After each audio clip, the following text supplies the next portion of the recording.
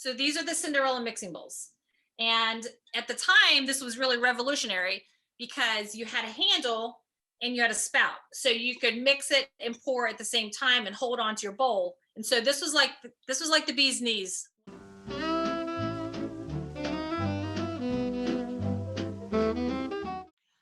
Hi, everyone. Welcome to Capital Vintage Charm School. Today we have Willow Wright from Urban Redeux, a bricks and mortar store here in Alexandria, Virginia, to talk to us about Pyrex.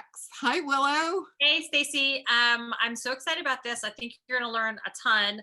I did a deep dive recently into Pyrex and came out with all this like things I never knew. So I'm excited to share it with you. I cannot wait. We were talking about this really quickly before we started recording, and I think for me, at least, Pyrex is one of the most like nostalgic things for me. I think of like our family barbecues growing up with the pattern that like all the aunts would have. So you would bring a side dish and it was all in. So I literally like think of, being 8 years old at, a pool and Pyrex. I cannot Absolutely. wait. And it was everywhere. And so, yeah, I'm not surprised. I think it's going to bring back everyone's nostalgia. And so many people have a pattern that they identify with that we'll get into later, I think. But yeah, it was a really fun deep dive of all the ones I get down. Well, thank you for doing this for us. So let's get started. Let's just jump right in. What is Pyrex made of? Okay. Originally, Pyrex was made out of. I have to write this word down because I always pronounce it wrong. Borosilicate glass. Okay, what is that? Borosilicate. So back in like 1915, Corning Glassware in New York started making this low thermal expansion glass for railroad lanterns and battery glass, because batteries used to be in a glass. Right. So they were making this glass for this. And then, long story short, one of the employees at Corning took a battery glass container and basically cut it in half and took it home to his wife because they were testing it in her kitchen and trying to see if this could be used in not in commercial use, but in privately used homes. And it worked. So they ended up taking the lid out of the glass and being able to turn it into a commercially produced item for residential use and also industrial kitchens and such.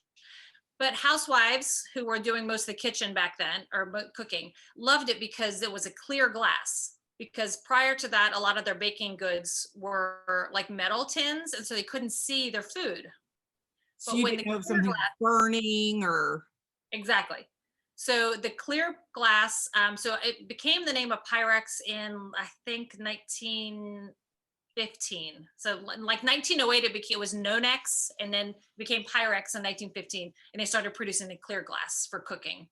And that's how it all started. That's wild. It's crazy. So then after that, World War II, they started producing what was like opal glass. So Okay. they had another manufacturer creating it. I think they were in Pennsylvania, and they would make opal glass, which was more like that, like became the white glass you would see that maybe now resembles more like a milk glass. And it wasn't until the 1940s that they came out with the first Pyrex set, and it was a primary set mixing bowls. So it would be, I would think it was red, blue, yellow, and green, a set of like a nesting set, similar to what's nesting back here. Okay. And that was the very first colored Pyrex using this opal glass. And what year was that again? That was 1945, actually. Okay. 1946 was they made the opal glass. 1945 came out with the first colored set.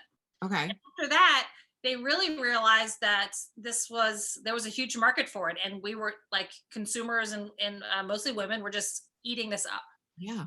And so I would imagine this was one of the first mass marketing, like, I don't know, let's color code our kitchen, kind of personalize our kitchen items type product. Absolutely, for sure. And they started. That's cool. So from there, I should have looked this up to see what the first pattern was. I don't have that to share with you, but over the next 40 years, they created over 150 different patterns of Pyrex. Wow. And some of that includes promotional Pyrex that they would make only for maybe a certain season, or a different company might have them make a piece for them as well. They made cups and saucers. They made refrigerator containers, which were, like instead of using Tupperware now, we use the rectangles with the clear glass. So they made those. Casserole dishes, chips and dip containers, a chafing dish with a warmer also as well. And they just made all kinds of stuff. Really, really fun pieces. So do you think it's the nostalgia that's made it so collectible now? Why, I feel like they've just become so, maybe they've always been popular and they've just recently kind of come into my attention, but I feel like they've made this resurgence. Why do you think it is? Well, I don't, for me, I'm going to show you just real quick my pattern, and we'll talk about it more later. But so this is a pattern that I've collected for my, it's sort of adult life. I probably have 7 or 8 pieces of it. This is called the butter print pattern. And I think that people have, if you're into Pyrex, you always maybe been a collector. But what I think has been a big difference is you're starting to see it, like when Food Network comes out, you'll see them using Pyrex patterns, and they oftentimes will use this green dot pattern as well.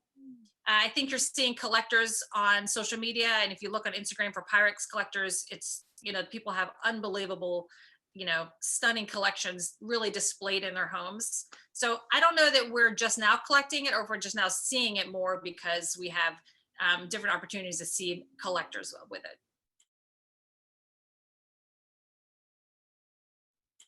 So you kind of went through some of the different things that the colored glass would be in. I mean, I think when I see Pyrex, or when I think about it, I think of mixing bowls. Right.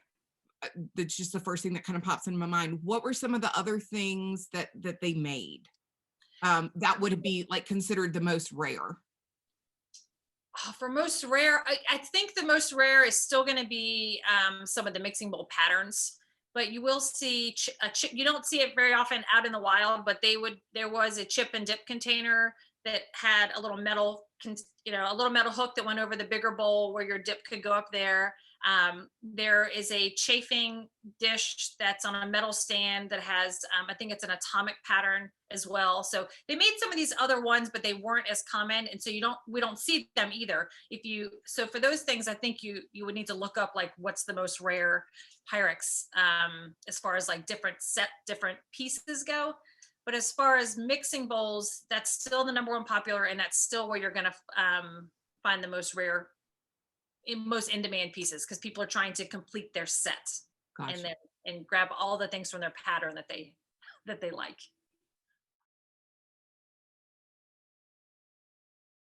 Pyrex, and so Pyrex is made by Corning, right? Yeah. But then they went on to they licensed that product out. So Hamilton Beach, for example, that made a small electronics. They use Pyrex to make a mixing bowl for their mixer. So this is a Hamilton Beach mixing bowl, but it's stamped Pyrex at the bottom because they had Pyrex make the mixing bowl for their early stand mixers. Oh, very cool. So there's things like that come out of Pyrex. Additionally, when European companies in France and England got the patents to make Pyrex from Corning, they licensed it under another name. So if you come across a Pyrex, and I don't have any of the English Pyrex right now, but instead of saying Pyrex on the bottom, it says JAJ for, I believe the man's name was Joseph something Johnson. You might have to edit that out, but JAJ was the name for the European Pyrex. And then in the 50s, it was licensed to Australia. And Australia made glass that has a slightly different edge. You can see this is a rounded edge. Okay, yeah, it's kind of got like a lip. Yep. And then, for instance, this is the US made, and it's more of a longer edge. So you can see the difference in the lip. Oh, that is so cool. Who would know? So this is the pattern. This is one of many patterns of Australia, and this one is not marked, but theirs is usually marked AG, AGEE, or Crown AG. it's a company that went through a bunch of iterations in Australia. Okay. And they're the ones that make the blue willow pattern stamped on the Pyrex. I have to find that. We have to find that. I've only seen pictures and I've only seen it in a casserole dish, but it exists. So how do you know if it isn't stamped, if it doesn't say Pyrex on the bottom, and you still suspect it's some sort of glass bowl, it's still got some sort of pattern on it? Is there any way to tell that is? Well, let me say that like 90% of the Pyrex was stamped Pyrex. Okay. There's really not that many pieces that were not stamped. Okay. And if it was, it probably or could have come out of a promotional set or maybe a test pattern or something. But most of the time when you see it in the wild, it will be stamped Pyrex. Like I said, with the exception of some of the Australian Pyrex, it's known to have not been stamped. But US Pyrex is always stamped on the bottom. I don't know if you can see if that's going to come through. So this might be kind of a silly question, but is there Pyrex knockoff? I don't know that you'll see Pyrex knockoff, but what you will see is if you're purchasing Pyrex, I recommend purchasing from someone who you find to be a reputable person in general. Okay. Because, and we'll get into this later, but you can see this is an older Pyrex dish. It's been through the dishwasher way too many times and it's losing its pattern. So what some dealers will do is paint this so that you think you're getting a Pyrex colored dish. So that's just one thing to be wary of, is someone may take a colored, if this was, these have also been put through the dishwasher, but if someone could take this and paint them red and tell you that it's the original red, but really it's not, it's been tampered or, touched, you'll say. So I would say, again, just make sure when you're buying it for someone that you trust. And there are people who will put decals on Pyrex as well. Like on Etsy, you can go on, people will put a decal on it so it looks like it's the original Pyrex, but it's not. It's like vinyl decals. So they're marked. That's generally well known, but that's a thing as well. People want their pattern so badly they will purchase decals for the outside of their Pyrex. I know, it's crazy. What are some of the most popular patterns? Okay, so the most popular patterns, well, first of all, I'll show you the dots. This is called dots, or you sometimes call new dots. This came out in 1968. Okay. Part of a set of 3. So you'd have the blue, and then inside there would be a second one that set inside that was, I think it was orange, and then the smallest one was yellow. This looks like it, but it's not it. And so you get a set of 3 of those. And the pattern was so popular that a year later, they came out with the green dot. So this was an extra add-on if you already had this set. So this is much more rare than the set of blue. So when it comes to patterns, this is a more rare pattern as opposed to the blue, because this came as a set and this was an add-on that you might not have. So that's the dots in general is a popular pattern. This is another popular pattern called Snowflake Garland. Not to be confused with Snowflake, because that's a different pattern. But this is called Snowflake Garland. And a lot of times they would come with another set of bowls inside, and you might have a white bowl with the blue pattern on it, and they would kind of alternate colors.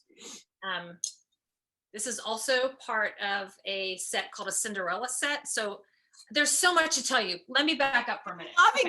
I'm loving this. All right, let me see. Okay. This is the closest I can get to you to see what the original Pyrex set of bowl would look like. Okay. This is the biggest size. This is the 404, I think they call it. No, wait, maybe this is 525. Edit that out. This is the original mixing bowl size, and it would come into the stacking nest like I mentioned earlier. It's just a round bowl, the original mixing bowl. So years later, they came out with this bowl, which has the spouts on the handle and the spout. This was called the Cinderella set. And for the only reason that people can figure out is that it was released about the same time that Walt Disney was releasing the Cinderella movie. So they were capitalizing on just the popularity of Cinderella in general. Huh. So these are the Cinderella mixing bowls. And at the time, this was really revolutionary because you had a handle and you had a spout. So you could mix it and pour at the same time and hold on to your bowl. And so this was like the bee's knees when this mixing bowl came out. I mean, these things that we take for granted. I know. Not in a million years did it occur to me that I should be thankful that I have a handle and a spout. I Be just, so thankful Right? that you're not trying to pour your batter out of this bowl because it's Right? going everywhere, right? So this is the Cinderella bowls, and they come in like a ton of patterns. Now, another pattern you'll see that's really popular is there's one called Gooseberry, which I think you and I spoke about earlier. It comes in a number of different colors. You could, I wrote a couple of them down. Pink Daisy is another really popular one. And all the turquoise or the aqua colors are all very popular. But the number one Pyrex pattern that sold for over $9,000 on eBay in 2019 is the pattern called Lucky in Love. It is a white opal Pyrex dish with little like green flowers and little hearts on it. And it is extremely rare. This is time for everyone to go to your mother's cupboards and find the Lucky in Love pattern and see if you own it, and never sell it. Just hold on to it forever. That's wild. They just didn't make a lot of it, and that's why it's so. It was a promotional. I'm 99% sure it was a promotional pattern. So it didn't come out. It wasn't widespread. But again, if you go to Etsy, you can buy Lucky in Love decals that people sell, and there's Lucky in Love artwork that's out there as well for all the Pyrex lovers who will never get their hands on an actual Lucky in Love piece of Pyrex. Crazy. This is crazy. Over $9,000. I'm like, oh my God, I need to find that. No joke. Willow, we are looking for the wrong things. We are looking for We are looking the wrong things. Oh my Absolutely. gosh, that is wild. Wild. So, okay, so Corningware, is that right? You said made the Pyrex, and then and they started licensing it. So did other companies start making their version of Pyrex? No, I don't think so, and not in the US. So Okay. Eventually Corning either sold it or became Corel. Gotcha. So sometimes people will see Corel and think it's Pyrex Okay. because they'll also have patterns on it. You'll see the Corelware, but that's pretty easy to differentiate. And when you flip it over, it will say Corel on the bottom instead of, I think maybe it does say Pyrex sometimes, but it will definitely say Corel. So there's a difference in who's making that. And so the marking on the bottom of a Pyrex, it's going to say the word Pyrex, right? It's not like the marking didn't change. It's not like a P with a circle around it or anything like that. It's going to read Pyrex. It'll always say, can you see that? No, but oh yeah, I see it. Yep. It'll almost always capitalize Pyrex inside. It'll have the model of the bowl. It'll have like all the bowls have numbers on them. So this bowl is, God, I can't see, 443, 2.5 quarts. And they all have different numbers on them. This one is the 404 bowl. This one is 523, I think. So wait, it's the name of the bowl or the pattern is that number? Name of the bowl size. Oh, okay. So you could have a 404 in 7 patterns. Correct. Okay. Yes. And this is a 525B, which was a hostess set. Probably had a lid at one point. I have a couple of these, and they don't have lids. And then these were the other sizes for that as well. This is another little square kind of nesting bowls. What made you start collecting this, Willow? I'm sorry? Why did you start, what drew you to this? Why did you start collecting it? Always loved, obviously I'm in the business of loving vintage and antiques, and I came across, this is the pattern that I said that I collect. This is the butter print pattern. I came across a set of it at an estate sale well before I was in this business, and just, I loved it. I loved the nostalgia of it. I loved the feel of it. I loved that I could hold it and had a spout, and it was useful and functional. And all the things. And then I just started finding pieces that would match it. And now I have this bowl. It's in a turquoise color that coordinates with the butter print pattern as well. So some of the colors in the colorways were similar enough that you can mix and match your colors. Do you use it? Do I use it? I use it every day. You do? I use it. Absolutely, I use it. And I even, if you have a pattern that you like and you're going to collect, tell your friends about it, because whereas I don't collect maybe the dots, I might give that to a friend I know collects it. But if someone knows I collect this, I've had people give me pieces because they see it out, in the thrift store, and they'll pick it up for me because they know it. They know it's my Okay, well, pattern. I'm throwing it out in the universe that I want to start collecting the dots. You should collect Lucky and Love. Well, yeah, I mean, yes, and then we'll go, to an estate sale in Paris. I'll take you on my private plane.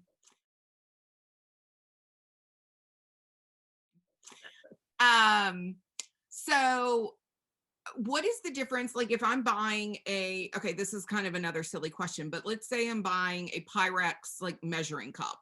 Okay. Capital P and lowercase p. Yeah. What is, sometimes I've seen them both. What does that mean? It's a thing. Okay. This is the lowercase Pyrex. Yes. Pyrex measuring cup. After Corningware gave it to Corel, who then turned it into World Kitchen, who then turned it into, there's another company that makes it now, not World Kitchen, but it'll come to me. They stopped using borosilicate glass, which was the low expansion thermal, and they switched to soda lime glass. Okay. Now, soda lime glass has less ability to switch from like hot and cold. So if you heard of people's Pyrex exploding, I've they had will swear up and down that it's the Pyrex with the lower P, because it's not made from borosilicate glass. It's made from soda lime glass, which is less resistant to heat. Oh. Then the uppercase Pyrex is, now this is controversial. This is not me saying this. And if you look on the deep dark web, people will swear up and down that you have to find the uppercase Pyrex if you want to have the safest measuring and glassware. And that if you do the lowercase p, it's made here in the US and it's made with a cheaper soda lime glass. If you think that we're not hanging up and I'm running to my kitchen to check all of my measuring cups, then you're crazy. So if you find it, uppercase P is still made with borosilicate glass in Europe, and or it dictates that it was an older Pyrex. So this was either made in France or Europe, but there's no marking on it of where it was made. Actually, this one says Corning. Okay, so this is Corning USA. I just realized that. So that means it was made prior to the switch to the new companies who are making it with soda lime glass. And this one just says made in USA. So I'm not telling you one way or the other which one is safer, but that's a controversy out there, is that the two different glasses were made of two different glass materials, and therefore one is stronger and more durable and one is less or more volatile to heat. I had no idea. That is really, really interesting. Now, Corning has come out and said that they were making soda lime glass prior to switching companies. But again, people will still say that they truly believe that the better Pyrex is the uppercase Pyrex, which was a safer, more durable. Now, all of the bowls all say uppercase Pyrex. This does not have anything to do with the pattern Pyrex, because this was discontinued in the 80s. Okay, that was going to be my next question. So they're no longer bowls. That's just for clear. Yeah. Okay. So interesting.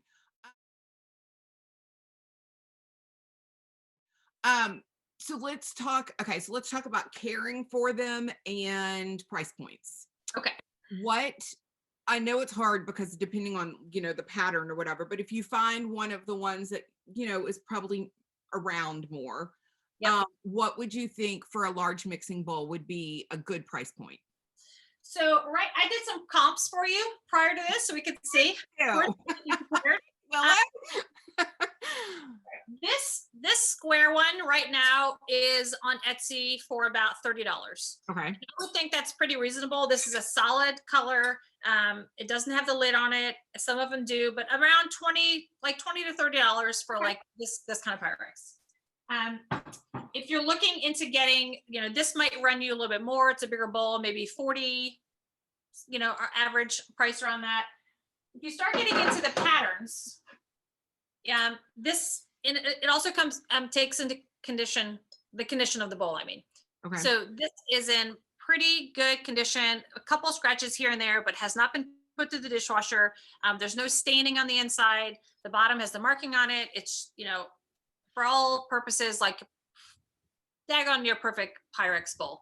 This one might go for somewhere into the 60s, 60 or 70 perhaps even, depending. Okay. And again, it depends on the wear, because this one has been worn really badly and it will draw, not much at all. Of course, This is a personal bowl, so I don't care.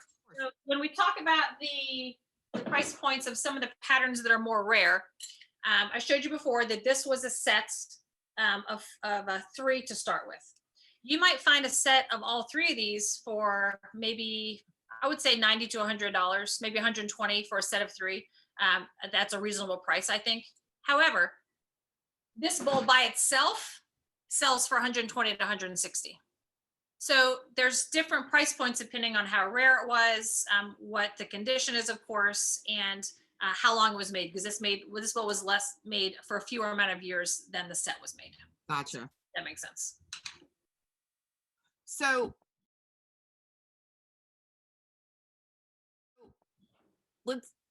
you said you use yours all the time. I use mine all the time. Do you dishwash? No. No, like just making sure. like a big circle and an X, and I will come to your house. Do not dishwash. Again, this is the pattern that I have. Okay, it's beautiful. Hardly ever been, I use this one least amount just because of the size. But this is what will happen if you put it in the dishwasher. You're just washing history right down the drain. This is not meant to be able to take the abrasives of the dishwashing detergents or the heat, the pressure of the water. None of this. Should absolutely never, ever, ever, ever, ever, ever be in the dishwasher. Do you bake with yours?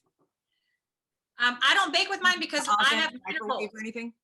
No, I don't microwave it. I don't.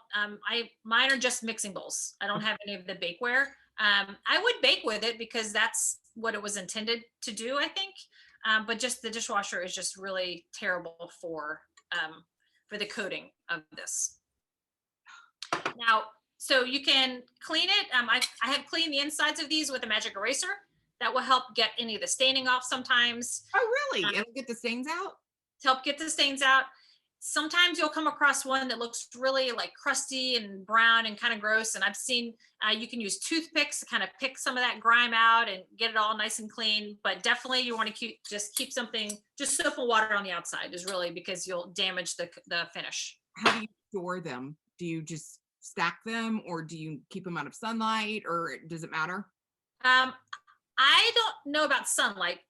I would imagine that could have something to do with it. I stack mine at home with yogurt cups, like Chobani yogurt cups. Yeah. So that's how you can stack them as well, just to also keep, because if you want to display them, it's a nice way to keep so smart. So you can use yogurt cups to stack them. In here, I'm using just what I have to try to keep the height down, just try to be able to stack them nicely. But at home, I use yogurt cups. And if you need them to stack, if you want to stack them and store them, I would suggest stacking them with like a coffee filter, or, they make those plate separators for when you store your china. I would use those just to make sure that you keep your pattern, so scratch smart. free. That is so smart. Well, if you have a second, I always ask kind of a series of questions at the end so we can get to know you a little bit better. I've got some, okay, let's see. Put me on the spot. Okay, what is your china pattern? My china pattern is Waterford Padova, the Padova pattern. If you guys don't know me by now, I'm very neutral. I love my shop because it's colorful, but my home is very, just very neutral. I like it like that. It's calm. It's very calm. And my pattern is just a beautiful white plate with a little bit of a like a platinum band on it, and I love it. So I do use it. So I normally ask this question, but I'm going to do a caveat on this one. Okay. What are you hoping to manifest, like out in the wild? What are you hoping to find? And what piece are you hoping to find for your Pyrex collection? Well, I mean, now that I know what the rarest patterns are, I'll be fighting you for I am actually looking for something completely different for my home. I'm looking for some vintage lights for my hallway, some globe lights. So I'm looking to manifest that when I'm out and about. And but I also wanted to mention my other pattern that I love is Blue Willow, and I use that as well. That's Okay. more, yeah. So I have two patterns that I use. Wait, so what Pyrex piece are you hoping to find? Like, This, I just love this. Yeah, okay. I'll go for any of these. In fact, someone messaged me about Pyrex. She's like, "Do you ever get the butter print?" And I said, "Yeah, but it's my pattern too." It's my house. Yeah, exactly. What is your favorite? I know this is a hard question. What is your favorite vintage find? That's really hard because I've been collecting things for so long. Just my home. Um, I think, you know what? This is going to be so weird, but chairs. I'm a vintage chair collector. So many chairs at home, probably 15 different vintage chairs I picked up along the way. Some are caning, some are rushing. I love chairs. I have some industrial stools that I picked up as well. So chairs are my favorite thing. Yeah. What else do you collect? I don't know. I collect, I'm really not a collector, I have to say. Yeah. I'm not because of the way I like to, I'm more of a clean lines person. I don't have a lot of collections, but I just find what speaks to me. And so if I collect anything, it's chairs. Yeah. It's so weird. I collect lamps, so Yeah. I'm not here to So throw. there you go. Yeah. I cannot turn them down. Like, Yep. I don't need them to be in pairs. Once a month I'm coming home with a new lamp, and I'm going to replace the one I have, and then that's going to require all the pictures to be rehung. Like, All the things. it's a whole thing. Yep. Like, my husband knows if I walk in the house with a lamp, it's about to get real. Like, it's going down. I will say the other thing I collect is vintage Christmas. So probably one of my favorite collectibles that I ever found was a little milk glass snowman lantern, or excuse me, Santa lantern that I was able to get working again. But anything vintage Christmas is my jam. Those little wooden, the old vintage wooden ornaments that I got from you. Remember, it was like collection of the bowl that you had at the register. Do you know what I'm talking about? Yes, yes, yes. That has now sparked a collection for me. There you go. That's I'm awesome. grabbing them I think they are precious in my kids' room. The little ones, right? The little ones on the, yes, they're so good. I'll have to send you a picture. I got a bunch a couple of weeks ago at an estate sale, and they look so cute with the ones I got from you. So what is the one thing that you did not buy that just kind of haunts you? Well, can I make this a two-part? You can make it a 6-part if you want. Well, before I get into this business, I was at an estate sale because that's what I do. And it was the end of the day on a Sunday, and someone was trying to get rid of these beautiful Kelly Green Jenny Lind spindle headboards. And they were to die for. And at the time, my kids already had beds, so I didn't necessarily need it for myself, but I just had this feeling like somebody needs to rescue these. She's like, I'll give you $5 to take these things. And I didn't have the space or the need or the vision to think that I could, give them away or sell them. I didn't think about that at the time. So I always think back to really that was the beginning of my thought process of, there's so much good things to be out there to be rescued. So that's my one thing. And there is one piece of art that I purchased at an estate sale amongst several pieces from a gentleman in Arlington. And I sold one of the pieces of art, and it was one thing that I wished I had kept and held on to. The good thing is she's a friend, and I know where she lives, and if I ever need it back, I can break in her house and get it. But that's the only thing I ever regret letting go of. Yeah. But I try to keep this in perspective that, there's so much goodness out there. I try not to let myself get too bummed about it because there's no sense on dwelling. I'm never going to see it again, but I'll find something even better or more Yeah. fun on the next trip out. So I try to really keep myself grounded as far as like not getting too bummed out. But those are the two things that I think I should have taken those and I shouldn't have sold that. I go through these little fits of redecoration in my house where I'm like, I hate the shelf. I'm gonna do the whole thing or whatever. And then I'm like, oh, I'm getting rid of these, whatever candles, Yep. whatever, these candles that I don't like. And then, a month later, I'm like, "Ugh, I shouldn't have sold them.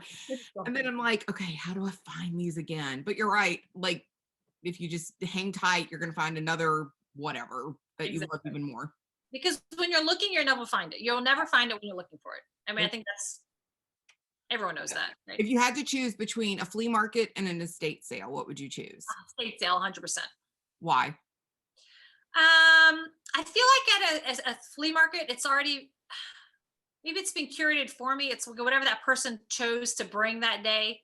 And I feel like in a estate sale, I can go into all the rooms and have it be a different story. And my favorite place is the basement or the attic. And sometimes you can't get in the attic for safety reasons. So the basement is my number one go-to. First things first, it's where I go. It's where people put things to die, but it's where all the good stuff lies. I'm with you. I'm Yeah. with you. Yeah. I'm looking for the closet that's got the extra wallpaper rolls. You know Yes. what I mean? Like, Yep. I want to know, like, if that chair looks like it's custom covered, like, then there's remnants in that house. There's the fabric, right? I Exactly. will find it. I will hunt it down. And then, if you go into a closet and you see that's where they kept their custom drapes that have been dry cleaned or hanging in the dry cleaning bag for 40 years, or their Pendleton blankets, or all the things that you may not see at a flea market because they're bringing what they think you might be looking for. But I'm Right. looking for things, and I think you and I would agree. I feel like we're looking for things that no one else is looking for, but Yeah. maybe that's just, I think, For special. me, the weirder, the better. Yes, absolutely. Things you've never seen before. Exactly. Thrift store or auction? I think I would. I'm torn. I'm not allowed to go to in-person auctions because I bid against myself. And you have the high bid already. You already have the high bid. So I also I'm competitive by nature, and I will get emotionally attached to something on an auction when I shouldn't be. Yeah. And even if it's probably you on the other end, I still want to. Well, there's been a couple of times that I wanted to call you and be like, stand down. Okay. Like, is that you bidding against me? I know it probably has happened.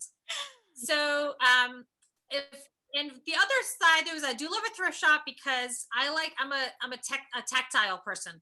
I want to touch it and feel it and get that different kind of emotional attachment to something when I'm out shopping. So for me, it's very cathartic to wander around somewhere. Before I had my shop, it was home goods, but since I've opened and sort of gotten into different time periods of what I look for, it's no longer a Target or home goods stroll through. It's a thrift shop or an estate sale that I can get into. Yeah. It's funny. What's your take on the estate sale? This has kind of become my new favorite question. What is your take on the estate sale scene post-COVID?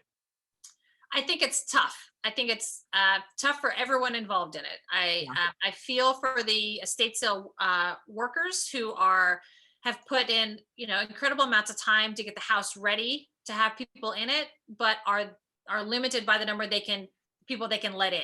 So there's a lot more waiting outside to get in. I think there are a lot more resellers now who have determined that when money is tight during COVID, reselling is another set of income for them. I don't see them as much, or I don't want to say them, but I don't see that population nearly as much as estate sales. But I think it's become harder to get in and curate things. And of course, everyone has time. So, and I truly believe that Americans as a consumer society, one way or the other, we're going to shop. Right. Oh yeah. If we're not shopping indoors, we're shopping at auction, we're shopping at a yard sale. One way or the other, we're figuring out a way to get that fix in. Oh, completely. I agree. I think it's gotten very difficult. That's not fair. thing I used to find like a really good find once a week, and now it's once a month, you know? Yes. And it could be that people are beating you there. It could be that there's less estate sales happening.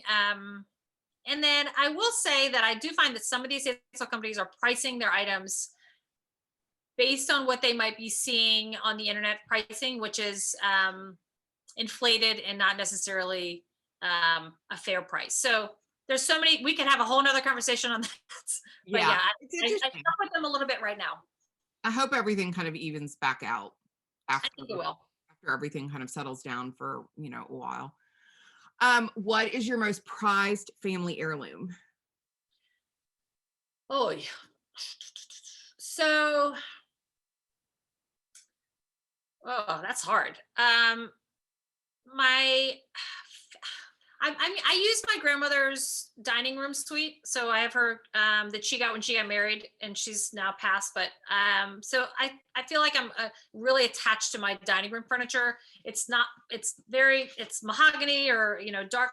It's a dark brown that nobody wants. It's Duncan Fife, and it's not necessarily what I may have chosen, but I love it now. I don't think I'll ever get rid of it. It's I remember eating on it as a kid. I have the sideboard and the china hutch, and it's here to stay. So I think that, and then a couple, maybe 15 years ago, I came across a cake plate made by Imperial Glass Company.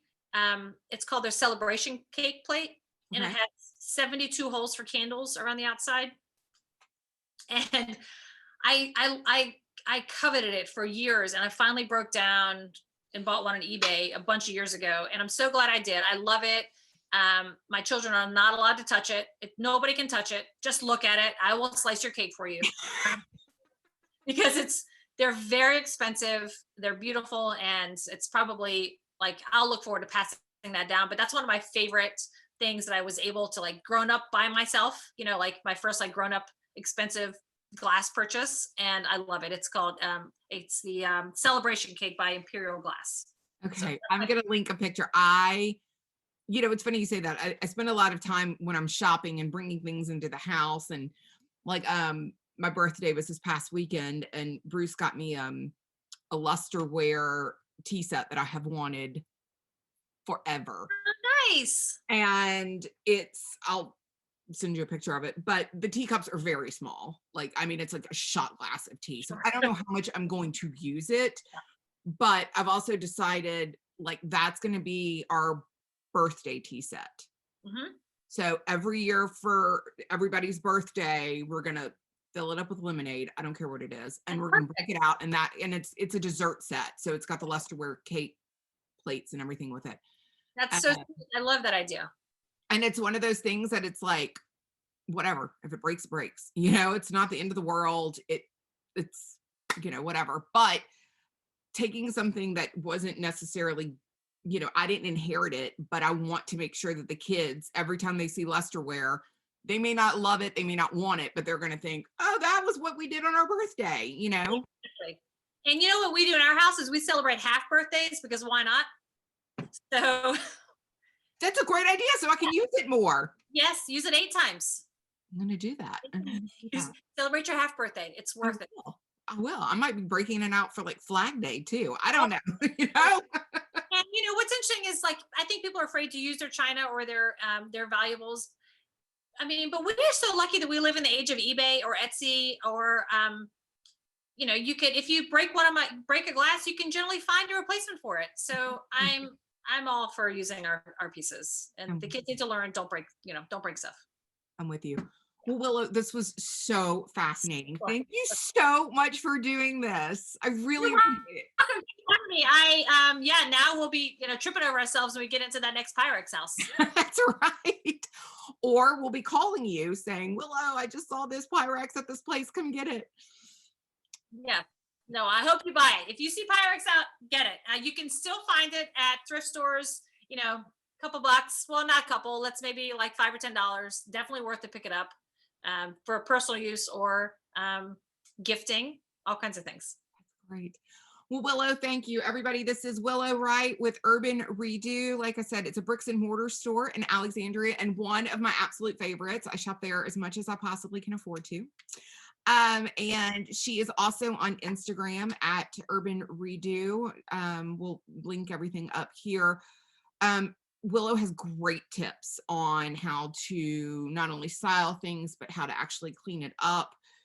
We're constantly shooting each other messages saying, do you have any tricks for this? So she is a fantastic resource. Everybody should go follow her right away. Oh, you're so sweet, Stacy. Thank you so much for having me. I love your charm school. I'm so excited. This is great. Thanks, Willow. You're welcome. Thank you.